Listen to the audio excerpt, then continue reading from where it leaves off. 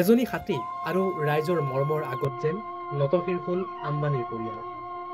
মহাদেৱী নামৰ হাতীজনীক বনতাৰালৈ নিয়াৰ পিছতে আৰম্ভ কৰা যুঁজখনত যেন কিছু দূৰলৈকে সফলতা লাভ কৰিলে ৰাইজে। মহাৰাষ্ট্ৰৰ কোলহাপুৰত এটা জৈন মন্দিৰত থকা মহাদেৱী নামৰ হাতীজনীক ৰাইজৰ বিৰোধিতাৰ স্বত্বেও কিছুদিনৰ পূৰ্বে গতাই দিয়া হৈছিল আম্বানীৰ বনতাৰাক। মৰমৰ হাতীজনীক বিলাসী চিৰিয়াখানাত গতাই দিয়াত জাঙুৰ খাই উঠিছিল কোলহাপুৰবাসী। গাঁওবাসীয়ে সিদ্ধান্ত লৈছিল আম্বানীৰ আটাইতকৈ দুৰ্বল অংশত তেওঁলোকে আঘাত কৰিব। সিদ্ধান্ত মৰ্মেই জিলাখনৰ ৭৪৩খন গাঁৱৰ ৰাইজে বৰ্জন কৰিলে ৰিলায়েন্সৰ সকলো সামগ্ৰী। একেদিনাই জিঅ'ৰ চিম এৰি এয়াৰটেল চিম গ্ৰহণ কৰিলে ৭,০০০ লোকে। এনে অৱস্থা হৈছিলগৈ যে এয়াৰটেলে চাহিদা পূৰণৰ বাবে বিশেষ ষ্টল খুলিব লগা হৈছিল কোলহাপুৰত। মহাদেৱীৰ বাবে একত্ৰিত হৈ পৰিছিল জৈন সমাজ। মহাৰাষ্ট্ৰৰ ৰাজনীতিতো ইয়াৰ প্ৰভাৱ পৰিছিল। ৰাইজৰ ঐক্যবদ্ধ প্ৰতিবাদৰ ফলত কঁপি উঠিছিল আম্বানীৰ পৰিয়াল। ৰাইজৰ এই প্ৰতিবাদ দেখি মহাদেৱীক উভতাই দিবলৈ বনতাৰা কৰ্তৃপক্ষ সন্মত হৈছিল যদিও ঘূৰাই দিয়া নাছিল। অৱশেষত ৰাইজ কাষ চাপিল উচ্চতম ন্যায়ালয়। উচ্চতম ন্যায়ালয়ে গুজৰাটৰ জামনগৰত থকা বনতাৰাৰ বিৰুদ্ধে শেহতীয়াকৈ SIT গঠন কৰি তদন্তৰ নিৰ্দেশ দিছে।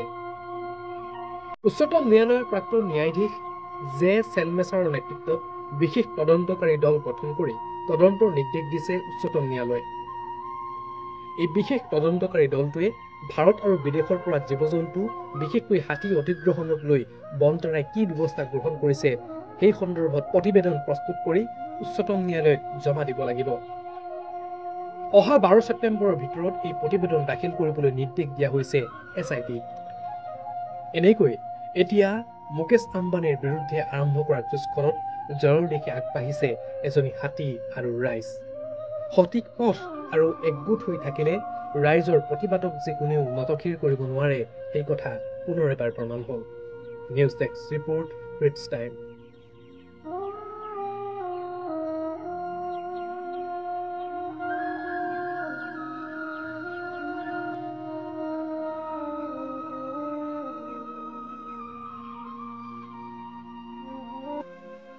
এজনী হাতী আৰু ৰাইজৰ মৰমৰ আগত যেন নতশিৰ হ'ল আম্বানীৰ পৰিয়াল। মহাদেৱী নামৰ হাতীজনীক বনতাৰালৈ নিয়াৰ পিছতে আৰম্ভ কৰা যুঁজখনত যেন কিছু দূৰলৈকে সফলতা লাভ কৰিলে ৰাইজে। মহাৰাষ্ট্ৰৰ কোলহাপুৰত এটা জৈন মন্দিৰত থকা মহাদেৱী নামৰ হাতীজনীক ৰাইজৰ বিৰোধিতাৰ স্বত্বেও কিছুদিনৰ পূৰ্বে গতাই দিয়া হৈছিল আম্বানীৰ বনতাৰাক। মৰমৰ হাতীজনীক বিলাসী চিৰিয়াখানাত গতাই দিয়াত জাঙুৰ খাই উঠিছিল কোলহাপুৰবাসী। গাঁওবাসীয়ে সিদ্ধান্ত লৈছিল আম্বানীৰ আটাইতকৈ দুৰ্বল অংশত তেওঁলোকে আঘাত কৰিব। সিদ্ধান্ত মৰ্মেই জিলাখনৰ ৭৪৩খন গাঁৱৰ ৰাইজে বৰ্জন কৰিলে ৰিলায়েন্সৰ সকলো সামগ্ৰী। একেদিনাই জিঅ'ৰ চিম এৰি এয়াৰটেল চিম গ্ৰহণ কৰিলে ৭,০০০ লোকে।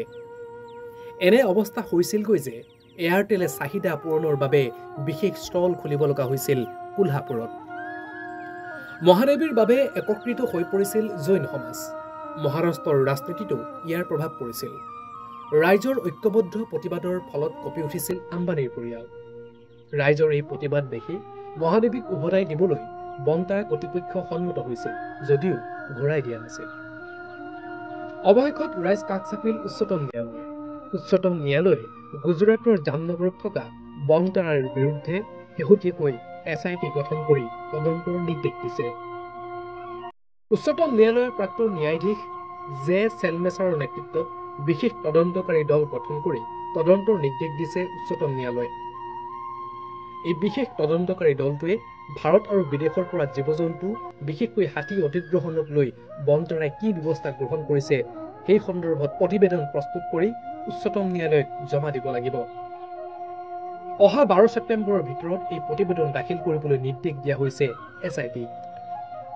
এনেকৈ এতিয়া মুকেশ আম্বানীৰ বিৰুদ্ধে আৰম্ভ কৰা যুঁজখনত জয়ৰ দিশে আগবাঢ়িছে এজনী হাতী আৰু ৰাইজ।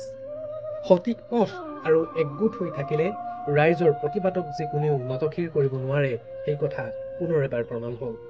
News desk report, ৰিটছ time.